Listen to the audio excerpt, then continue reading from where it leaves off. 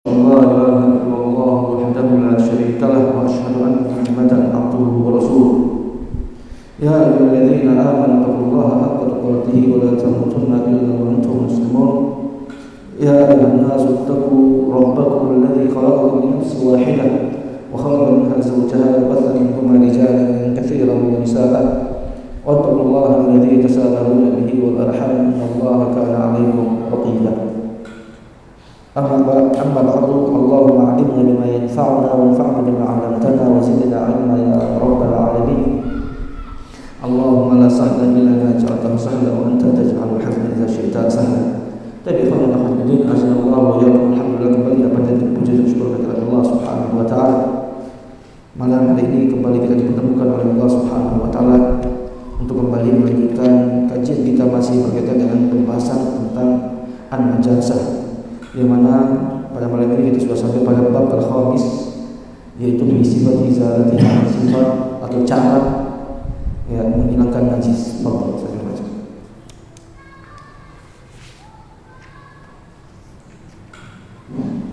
Bismillahirrahmanirrahim.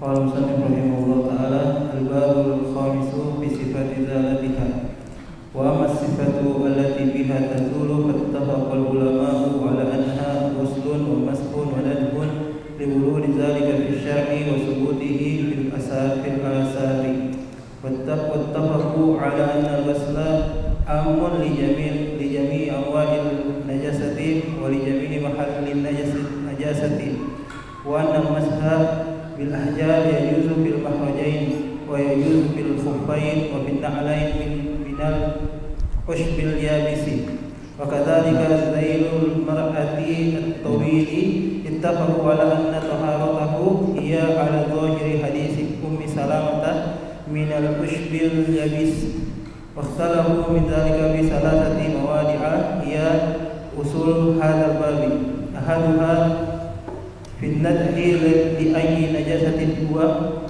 الثاني في المسح لأي محل هو ولأي نجاسة هو بعد أن اتفقوا على ما ذكرناه الثالث اشتراط العدد في الغسل والمسح أما الندح فإن قوما قالوا هذا الخص بإزالة بول الطفل الذي لم يأكل الطعام وقوم فرقوا بين بول الذكر في ذلك والأنثى فقالوا ينضح بول الذكر ويغسل بول الأنثى وقوم قالوا الغسل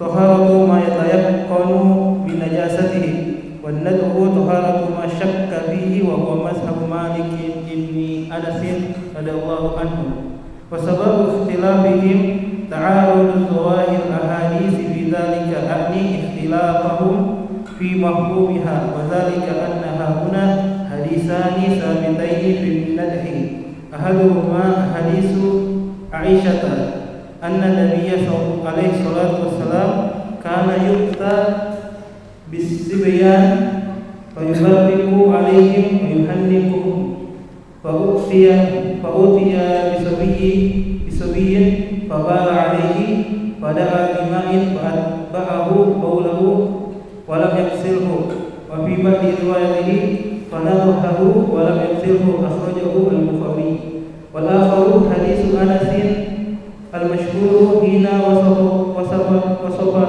صلاة رسول الله صلى الله عليه وسلم في بيته قالوا فقمت إلى حسير لنا قد اسود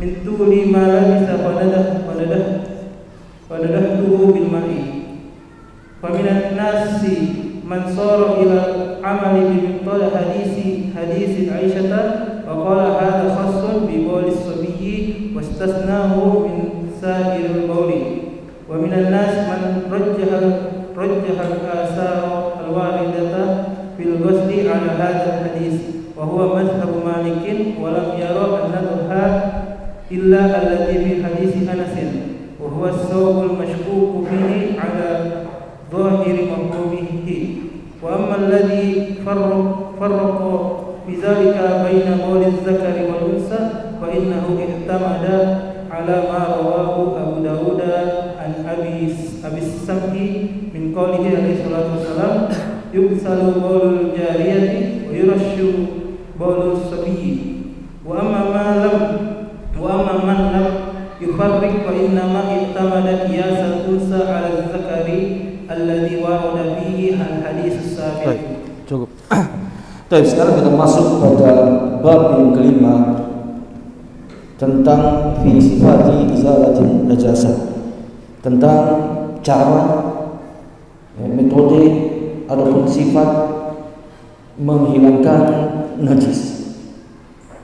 Berkata Mu'allif rahimahullah ta'ala amma sifat allati biha tazul, adapun cara ataupun sifat yang dengannya najis itu akan hilang. Fattafaqal ulama ala annaha, maka para ulama telah sepakat bahwasanya cara menghilangkan najis itu yang pertama adalah ghuslun, yaitu apa? Dengan cara mencuci. Najis bisa dihilangkan dengan cara mencuci. Kemudian yang kedua adalah mashun, mengusap. Baik. Yang ketiga adalah nadhun, dengan cara memercikan. Tapi apa bedanya ghusl dengan nadah? Mencuci dengan memercikan. Kalau mencuci ada air yang mengalir, dialirkan air tersebut. Tapi antum siramkan air. Dan jadi ketika antum siramkan air, tumpahkan air, alirkan air di tempat najis tersebut, itulah namanya mencuci. Kalau nadah atau nadhun, itu antum tidak mengalirkan air di tempat tersebut, tapi antum cuma percikan.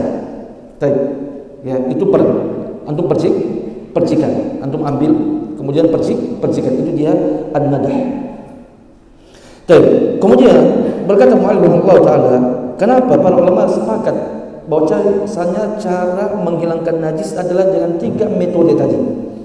Liwurudi dzalika fi syar'i wa thubutuhu atau thubutihi fil athari, karena datangnya perkara tersebut di dalam syariat kita, dan juga sahihnya dia di dalam hadis-hadis yang telah datang. Kemarin kita sudah jelaskan, gitu kan? Berkaitan dengan apa? Berkaitan dengan masalah cara menghilangkan, atau kemarin kita sudah sebutkan pada pertemuan sebelumnya, hadis-hadis daripada Nabi sallallahu alaihi wasallam, yaitu perintah kita diperintahkan untuk membersihkan najis. Bagaimana kisah Nabi sallallahu alaihi wasallam memerintahkan satu bil masa adalah istijmar, kemudian al-ghusl, mencuci darah haid, gitu kan? Begitu juga dengan kalau masalah an-nadah, percikan, itu perintah daripada Nabi sallallahu alaihi wasallam untuk ar-rush pada kencing as-subi, gitu kan? Anak kecil yang belum makanan selain ASI daripada ibunya. Kemudian juga beliau mengatakan wattafaqu ala anna al-ghusla atau ghasla amun li jami'i anwa'in najasati wa li jami'i mahalin najasat. Dan juga para ulama sepakat bahwasanya metode mencuci itu berlaku untuk semua jenis najis. Maksudnya berlaku untuk semua jenis najis, apakah najis yang kering, yang telah kering, ataupun yang basah. Maka sepakat para ulama bahwasanya najis yang kering ataupun yang basah bisa dihilangkan dengan air. Jadi semua jenis najis itu bisa dihilangkan dengan air tersebut. Wali jami'i mahallin najasat, dan juga membersihkan dengan metode air itu berlaku untuk semua tempat najis. Apakah tempatnya yang kering, ataukah seperti yang model tehel kita ini? Apa kalau model tehel kita ini? Ini tidak kering, tidak basah. Lembab ya. Tidak kering, tidak basah ya, lembab. Bukan lembab. Maksudnya permukaan. Kalau seperti bumi tanah kan menyerap air, betul? Ada seperti kalau kita tehel ini, dia ada najis kan tidak menyerap, betul enggak? Menyerap enggak ini teh ada di sini? Tidak dia. Maksudnya bisa dikenakan di pakaian itu kan ketika dikena najis itu bisa, kalau air kencing bisa menyerap daripada air kencing tersebut. Maksudnya semua jenis tempat ya yang dihinggapi oleh najis itu boleh dibersihkan dengan apa? Dengan apa? Dengan air. Kemudian beliau mengatakan wa annal masha bil ahjari yajuzu fil makhrajaini. Adapun mengusap dengan menggunakan apa? Adapun mengusap menggunakan batu pada dua lubang tempat keluarnya najis, maksudnya kubul dan dubur. Ya. Wa yajuzu fil khuffaini wa fil na'laini, dan juga boleh untuk melakukan metode pengusapan menghilangkan najis pada selain daripada kubul dan dubur, juga boleh pada dua sepatu dan juga boleh pada dua sendal. Wa minal ashbil yabisi. Baik, perhatikan. Ya, yang disepakati oleh para ulama minal ashbil yabisi, yaitu dari najis yang kering. Dan antum di situ apa? Usbi. Kalau usbi itu antum terjemahkan apa? Apa? Rumput kering. Bukan rumput kering. Tapi al-ashbu, ya, minal ashbi al-yabisi itu al-mustaqdhar. Al-ashbu itu adalah al-syai'ul mustaqdhar, sesuatu yang najis. Al-yabis, tapi najis yang kering. Baik, jadi yang disepakati oleh para ulama, ya ikhwan nikmat Allah Subhanahu wa taala, perhatikan berkaitan metode mengusap, ya, menghilangkan najis dengan usapan, itu yang disepakati oleh para ulama boleh menggunakan batu pada apa? Kubul dan dubur. Itu yang pertama. Kemudian yang kedua apa? Ya, fil khuffaini, boleh juga dengan menggunakan apa? Pada kedua sepatu.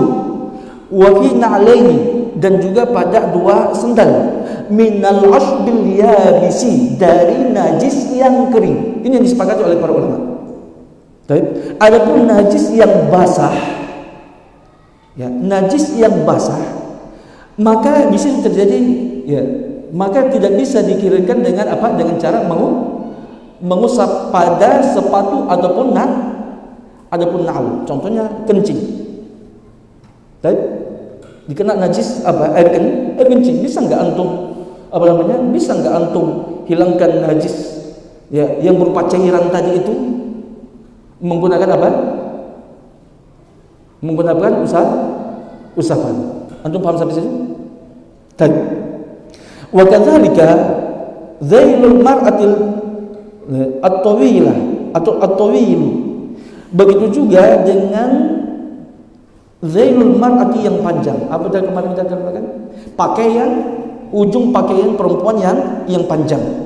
Ittafaqu ala anna taharatahu hiya ala zahiri hadisi Ummi Salamah. Para ulama sepakat bahwasanya metode membersihkan najis dari pakaian wanita yang kepanjangan ketika berjalan di tempat yang kotor, itu cara membersihkannya adalah seperti zahir dari hadis Ummi Salamah yang telah kita sebutkan tersebut. Tapi kapan itu? Minal ashbil yabis, yaitu dari najis yang kering.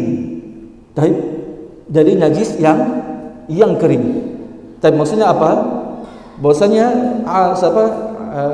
Ummi Salamah berkata kepada Nabi sallallahu alaihi wasallam bahwasanya saya ini ya Rasulullah memiliki pakaian yang panjang dan kami lewat di tempat yang najis, yang kotor. Maka kata Nabi sallallahu alaihi wasallam, "Itahiruhu ma ba'dahu."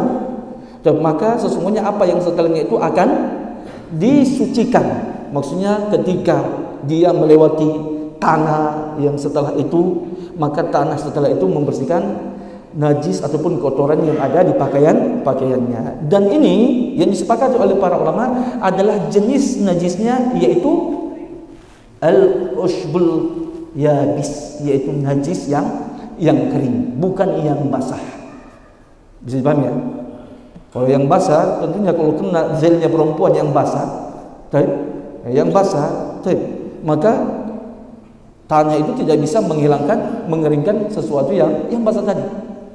Maka dia harus dengan air. Kalau beda dengan air, kalau para ulama tadi sepakat, ya, bisa yang apa? Air itu bisa menghilangkan semua jenis macam daripada najis. Kemudian setelah itu beliau mengatakan waqtalafu fi dzalika fi thalathati mawadhi'a hiya usulu hadzal bab. Dan para ulama berselisih pendapat berkaitan dengan masalah ini pada 3 tempat yang merupakan pokok daripada bab ini, merupakan usul pokok pembahasan daripada bab ini tentang izalatun najasah. Ahaduha, yang pertama adalah fi nadhi li ay najasatin huwa, berkaitan dengan percikan. Baik, li ay najasatin huwa, untuk najis apakah dia digunakan? Maksudnya metode an-nadh, percikan itu digunakan untuk jenis najis yang macam apa? Ya, itu yang pertama. Wathani, yang kedua, fil mashi li ay mahallin huwa, berkaitan dengan metode membersihkan najis menggunakan usapan. Li ay mahallin huwa, tempat mana dia digunakan? Satu. Wal ay najasatin huwa, dan juga untuk najis macam apa dia digunakan. Ba'da anittafaqu ala ma dzakarnahu. Ya, setelah para ulama sepakat terhadap apa yang telah kita sebutkan tadi. Baik. Apa yang telah disebutkan tadi berkaitan dengan al-masah?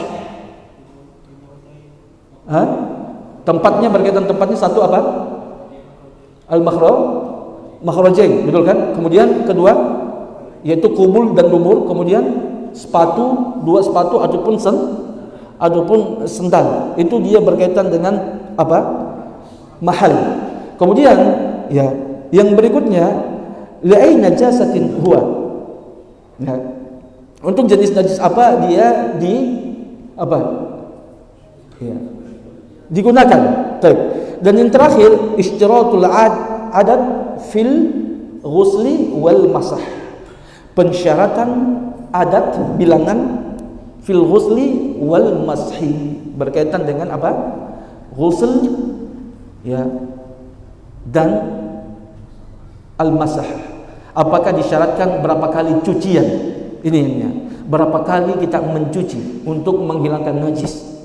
Dan kemudian yang berikutnya begitu juga dengan masah, berapa kali usapan supaya najis itu bisa hilang. Maka beliau mengatakan amma an-nadhu, adapun percikan, maksudnya membersihkan najis menggunakan metode percikan. Ya. Untuk najis jenis apa dia? Ya, dia kan pembahasan itu ya.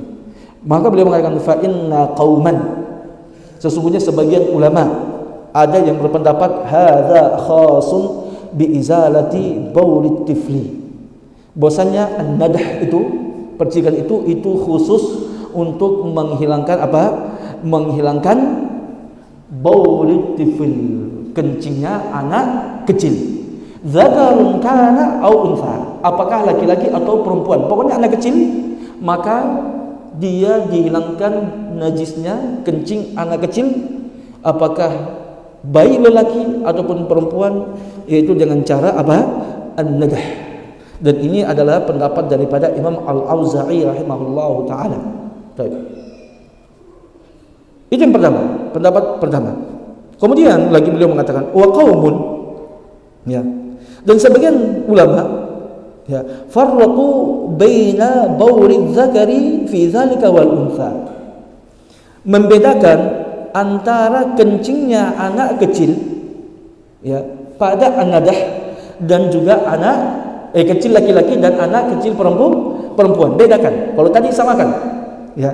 Dan ini adalah pendapat daripada sahabat, daripada Imam Syafi'i rahimahullahu taala dan Imam Ahmad rahimahullahu taala.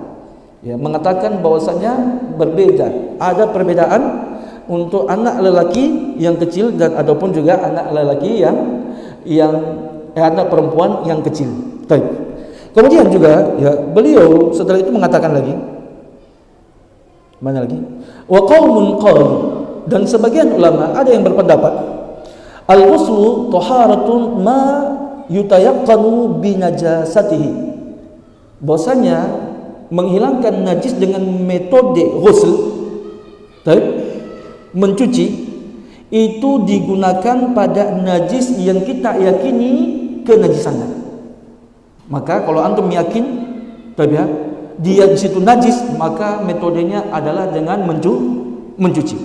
Wa nadhu, sementara percikan, taharatun ma syukka fihi, yaitu dia metode membersihkan pada tempat yang diragukan padanya najis. Baik. Wa huwa madhhab Malik bin Anas radhiyallahu an. Ya, dan ini adalah apa? Pendapat daripada Imam Malik rahimahullahu taala dan juga Imam Abu Hanifah rahimahullahu taala. Baik. Ya, mereka mengatakan bahwasannya, jadi menurut pendapat Imam Malik dan Imam Abu Hanifah, anak kecil, kencingnya anak kecil, baik itu laki-laki maupun perempuan, maka apa? Maka dia digusel. Kalau memang kita yakin tempat itu najis. Jadi dia mutlak dia. Pokoknya apakah anak kencingnya anak kecil laki-laki ataupun anak bayi perempuan ataupun orangnya masih sama semua. Maka tidak ada perbedaannya. Itu dia tiga pendapat daripada para ulama kita berkaitan masalah an-nadhu tadi. Kemudian beliau mengatakan wa sababu ikhtilafihim, sebab terjadinya perbedaan pendapat para ulama berkaitan masalah tersebut, yaitu ta'arudu zawahiril ahadits fi dzalik, kontradiktifnya zahir-zahir hadis-hadis yang berbicara tentang metode membersihkan dengan an-nadhu tadi. A'ni ikhtilafuhum fi mafhumiha, yang saya maksudkan yaitu berbedanya pendapat para ulama atau perbedaan para ulama dalam memahami hadis-hadis yang datang. Saya lihat bisa dipahami sampai situ. Wa dzalika, hal itu anna hahuna, bahwasanya dalam masalah ini dalam pembahasan ini haditsaini sabitaini fi nadhi, telah datang dua hadis yang sahih berkaitan dengan masalah membersihkan najis dengan metode percikan. Yang pertama hadis Aisyah, radhiyallahu anna Nabi sallallahu alaihi wasallam kana yu'ta bisibyan, bahwasanya Nabi sallallahu alaihi wasallam didatangkan dengan anak-anak kecil. Didatangkan dengan anak kecil, fayubarrik alaihim wa yuhannikuhum. Nabi didatangkan anak-anak kecil, kemudian Nabi sallallahu alaihi wasallam apa? Yubarrik alaihim wa yuhannikuhum. Apa itu?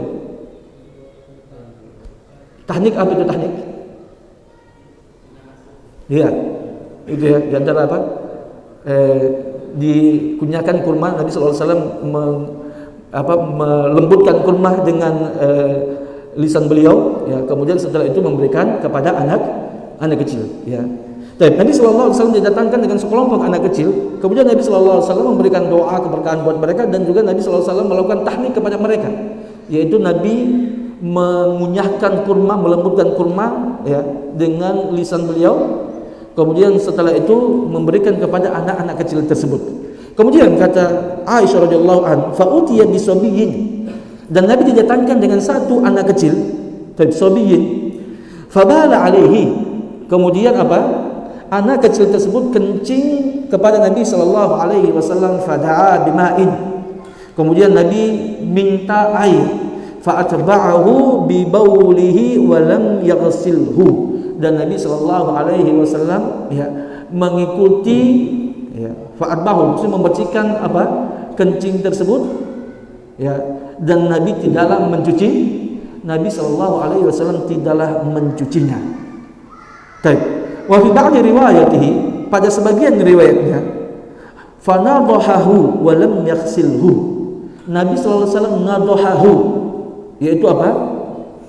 Kalau situ kan tadi artinya itu fa'atba'ahu, Nabi mengikutinya kan, mengikutkannya dengan air. Ini kan lebih mengikutkan itu bisa jadi dengan percikan atau bisa jadi dengan cucian.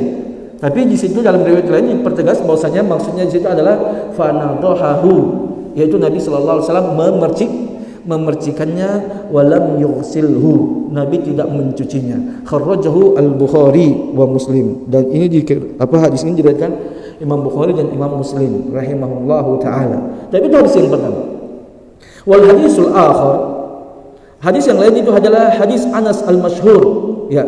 Hadis daripada sahabat Anas, dan juga hadis ini adalah sahih muttafaqun alaih, yang mana ya hina wasafa salat Rasulullah sallallahu alaihi wasallam, ketika beliau mensifati salatnya Nabi sallallahu alaihi wasallam fi baitihi, di rumah beliau. Qala, ya, berkata Anas, faqumtu ila hasirin lana, maka saya berdiri menuju ke tikar. Tikar maksudnya yaitu kalau kita karpet sebenarnya. Ila hasirin, ke tikar kami. Ya, kemudian beliau qad swadda min tuli ma labitha, sungguh dia telah menjadi hitam karena sudah lama terdiamkan, maksudnya lama tidak dipakai. Min tuli ma labitha. Baik. Fanadahu. Ya. Kemudian Anas mengatakan fanadahtuhu bil ma'i, kemudian saya memercikannya dengan air. Baik. Antum sudah dapatkan dua hadis tersebut? Saya perhatikan sebelumnya, kita lanjutkan. Ya, apakah hadis daripada Anas radhiyallahu anhu ini ya berbicara tentang najis atau apa? Konteksnya, antum lihat. Tidak ada. Di sini tidak berbicara tentang masalah najis. Baik. Ya, ini hanya beliau ya ketika menadah atau memercikan air di tikar yang sudah hitam tadi itu bukan disebabkan tentu harus ada najis. Bisa jadi gubar, debu, baik? Ya, bisa jadi ada debu yang sudah melekat di situ untuk dia percikan supaya debunya itu tidak berhamburan. Baik ya. Jadi di sini dalam hadis sahabat Anas ya bin Malik radhiyallahu anhu di sini tidak berbicara, tidak ada satu pun ya dalalah ataupun satu lafaz konteks ya yang kita pahami bahwasanya itu berbicara tentang najis. Tapi kita baca. Kemudian beliau mengatakan, wa minan nasi, di antara manusia, man rajjaha al-athar al-warida fil ghusli ala hadzal hadithi. Baik. Maka ya di antara di antara manusia ada yang lebih mana? Ya. Wa minan nasi man sara ila amal. Mana?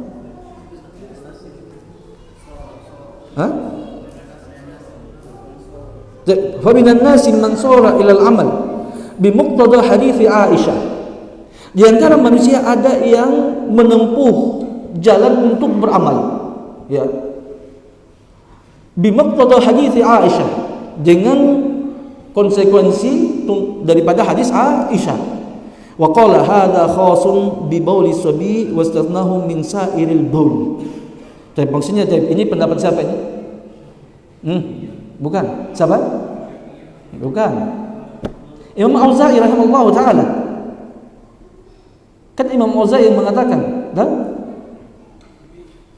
as-sabi gitu kan?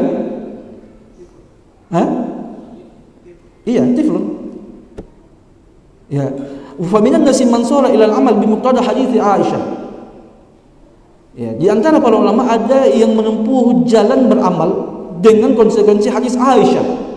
Wa qala hadza khasun bi bauli sabi wastathnahu min sa'iril baul.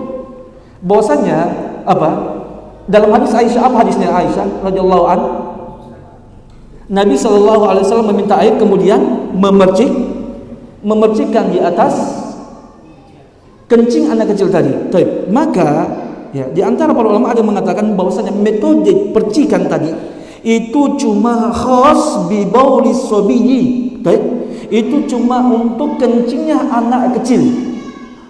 Zakarun kana aw untha. Pokoknya anak kecil. Ya.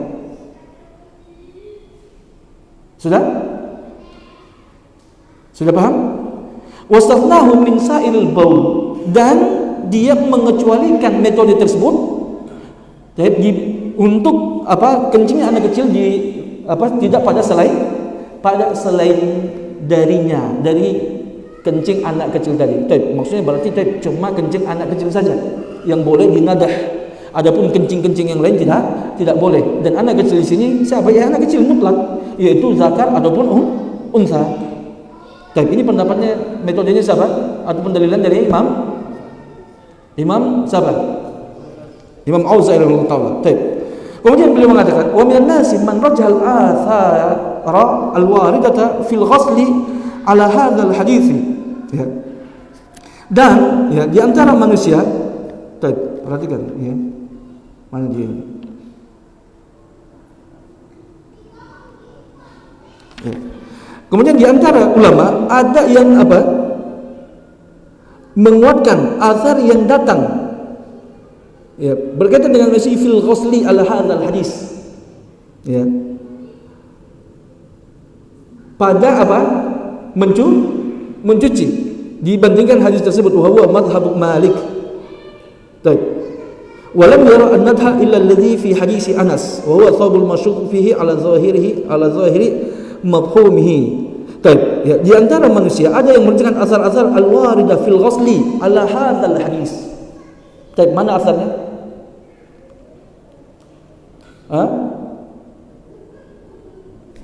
Wa minan nasi man rajjahal athar al-waridah ya fil ghusli ala hadzal hadis.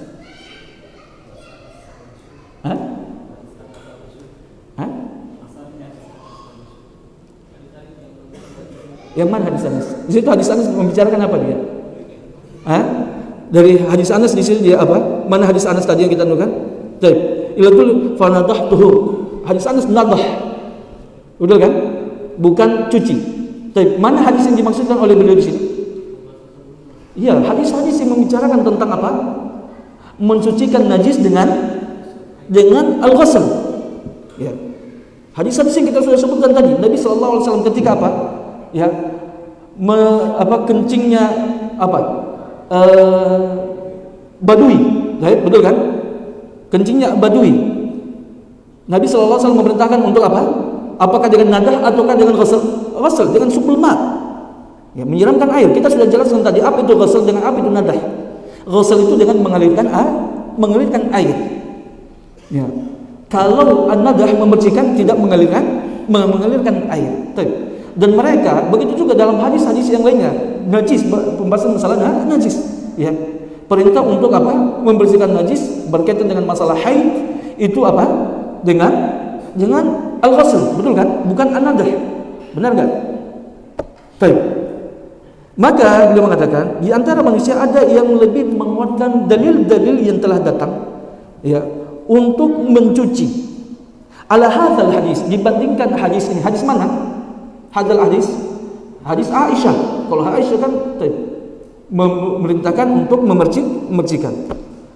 Berarti lebih dikuatkan hadis-hadis Arabul Badui yang kencing diperintahkan untuk mencuci dan hadis-hadis yang lain lebih menguatkan dibandingkan hadis Aisyah. Wa huwa madhhab Malik, dan ini adalah mazhabnya Imam Malik rahimahullah taala dan juga Imam Abu Hanifah rahimahullah taala. Walam yara an-nadha, dan beliau tidaklah berpendapat dengan metode membersihkan najis dan membersihkan illa alladhi fi hadis Anas, kecuali pada keadaan hadis Anas, wa huwa thawbul mashkuku fi, yaitu pada pakaian yang diragukan ada najisnya, ala zahiri mafhumihi, sesuai zahir yang dipahami. Tapi apakah zahir yang dipahami di situ betul apa yang beliau sebutkan tadi? Yang dipahami daripada zahir hadis Anas, apakah kenapa dipercikan ya tikar tersebut oleh sahabat Anas? Apakah karena ada najis itu zahirnya? Tidak menunjukkan zahir itu, bukan zahir. Betul kan?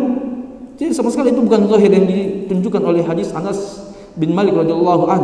Tidak di situ ada zahir, bahkan di situ mujmal. Ya, sangat mujmal sekali. Tidak ada zahir di situ. Bisa jadi memang karena ada najis, ataupun bisa jadi karena ada ghubar, debu, ya, ataupun dengan alasan-alasan yang lain. Baik. Udah, itu dia metode pendalilan daripada Imam Abu Hanifah dan Imam Malik rahimahullahu taala. Kemudian beliau mengatakan, wa ammal ladzi farraqa baina dzalika fi dzalika baina bauli dzakari wal unsa. Adapun ulama yang membedakan antara kencing anak lelaki dan anak perempuan, siapa pendapat siapa? Imam Syafi'i dan Imam Ahmad rahimahullahu taala, ya. Tapi Imam Ahmad beliau mengecualikan yang belum makan, gitu kan? Apa? Fa innahu i'tamada ala ma rawahu Abu Dawud. Maka dia berpatokan dengan apa yang diriwayatkan oleh Imam Abu Dawud an Abi Samhi min qaulihi alaihi salatu wassalam. Kata Nabi sallallahu alaihi wasallam, yughsalu baulul jariyati wa yurashu baulus sabiyyi. Yaitu apa? Dicuci daripada kencingnya, ya, dicuci disebabkan kencingnya apa? Anak perempuan atau bayi perempuan, ya. Wa yurashu baulus sabiyyi, dan dipercikan pada kencing anak lelaki. Tadi Nabi sallallahu alaihi wasallam membedakan metode membersihkan najis disebabkan kencing bayi laki-laki dan bayi perempuan. Kalau perempuan harus dicuci, baik. Kalau lelaki cukup dipercikan, boleh dipercikan, tapi lebih baik lagi dicuci. Tapi jangan dimemercikan, sudah cukup. Baik. Ada yang bertanya, apa perbedaannya? Kenapa dibedakan? Baik, yang pertama kita jawab, ini adalah nas daripada hadis Nabi sallallahu alaihi wasallam yang menjelaskan hal tersebut. Baik. Nabi memerintahkan dipercikan, sudah selesai. Ya, kita diperintahkan untuk memercikan. Dan itu yang pertama. Tapi para ulama zaman sekarang meneliti apa hikmah daripada pembedaan antara metode membersihkan najis anak lelaki, bayi laki-laki dengan bayi perempuan. Ternyata kalau kita mau mengatakan enzim, komponen kita katakan yang ada pada bayi perempuan itu dia mengikat. Ya, ini penjelasan daripada sebagian para dokter yang mengatakan apa bedanya? Ya, kalau laki-laki dia itu menyebar. Jadi dia itu kalau ibaratnya kalau kita mungkin dia lebih cair, sehingga dia mudah menyebar. Tapi kalau kencingnya anak perempuan, dia itu menetap mengikat dia. Anda bisa paham sini? Secara medis itu ada penjelasan secara medis, itu dia hikmahnya. Ya. Jadi kalau mengatakan kalau seperti ibaratnya gitu, kalau kencingnya anak laki-laki itu, kalau ibaratnya air, kita jatuhkan air, dia langsung menyebar. Jadi menyebar sehingga kekuatannya ketika menyebar tersebut dia jadi akan lemah karena tidak menetap pada tidak berkumpul pada satu titik. Makanya ketika dipercikan saja maka sudah cukup untuk menghilangkan najis tersebut. Tapi kalau kencingnya anak perempuan, ketika dia kencing maka dia itu tidak menyebar seperti kencingnya anak lelaki. Dia terikat di situ. Ya, sebab faktornya apa? Ya, tentunya para dokter itu lebih bisa dijelaskan secara penjelasan medis berkaitan dengan masalah perbedaan tersebut. Anda bisa paham situ. Dan itu juga dijelaskan oleh para ulama apa hikmah daripada perbedaan kencing anak lelaki dengan anak perempuan.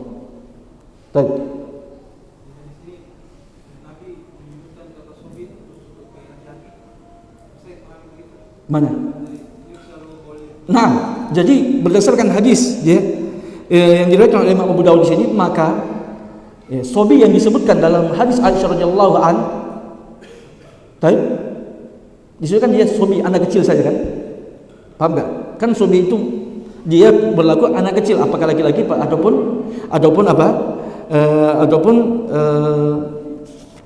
perempuan, bisa juga dikatakan sobi. Tapi datang hadis daripada yang diriwayatkan oleh Imam Abu Dawud, Nabi sallallahu alaihi wasallam membedakan antara as-sobi dengan al-jariyah.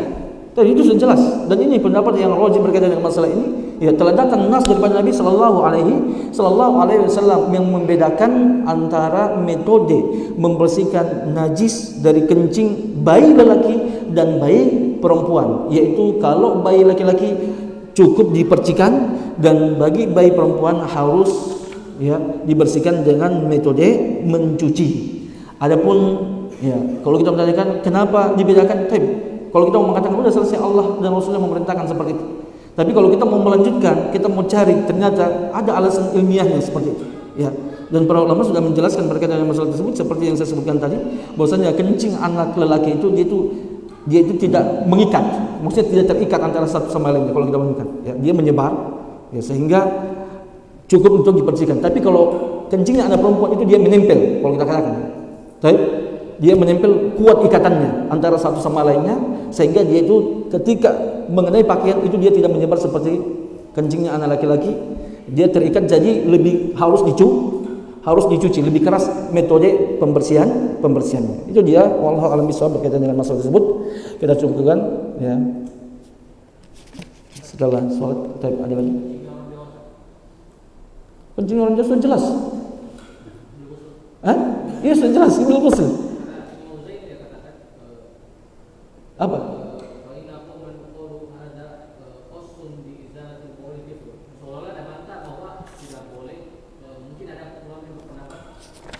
Yang mana coba antum lihat. Yang mana? Yang pada pembahasan apa itu? Yang mana itu? Mana? Fa inna qauman, mana dia? Fa inna qauman qalu hadza khasun bi izalati bauli tifl. Betul, an-nadah itu cuma khusus untuk membersihkan anak kecil, udah selesai. Itu khusus untuk anak kecil. Tapi kalau orang besar, logikanya bagaimana? Ini memercikan itu, membersihkan najis dengan metode yang memercikan itu cuma khusus untuk kencingnya anak kecil. Berarti kalau orang dewasa bagaimana? Ya jangan usul, gitu kan? Tidak boleh dengan nada. Paham maksudnya? Baik. Ada lagi? Semua ini khilaf ini berkaitan syarat sah atau apa? Syarat maksudnya syarat sah. Ya. Nah, ya. Jadi ketika kencingnya orang dewasa, ataupun kencing yang dosa lagi kita berbicara, orang dewasa lah yang kita sudah anukan, yang sudah ijma para ulama. Ini ijma para ulama kalau orang dewasa, ya. Kencingnya orang dewasa itu dibersihkan dengan air, ini ijma. Ya. Yang khilaf itu adalah pada kencing anak perempuan dan anak laki-laki. Itu tadi kan? Baik. Berkaitan dengan anak perempuan, perbedaan antara anak perempuan dan laki-laki, apakah ini berkaitan dengan syarat sah? Syarat sah, hilangnya najis tersebut. Ya.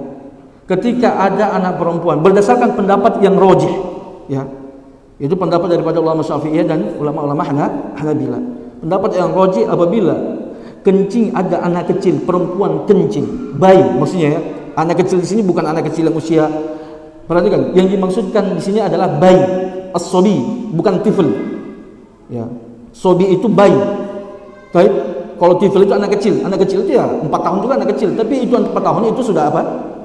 Ya, 4 tahun itu yang di sini maksudnya as-sobi itu yang apa? Usia menyusui. Ya. Yang dia hanya makan air susu ibunya saja, konsumsi mendapatkan asupan makanan dari air susu ibunya saja, itu yang namanya sobi. Berarti usia 0 sampai 2 tahun. Tapi kalau ada anak-anak yang 1 tahun sudah makan es krim, maka itu dia sudah masuk kategori orang dewasa kencingnya. Anggaplah ada anak wanita, bayi wanita yang belum memakan apa-apa kecuali air susu ibunya saja. Dia kencing. Kemudian ternyata ibunya mau sholat, dia cuma percikan.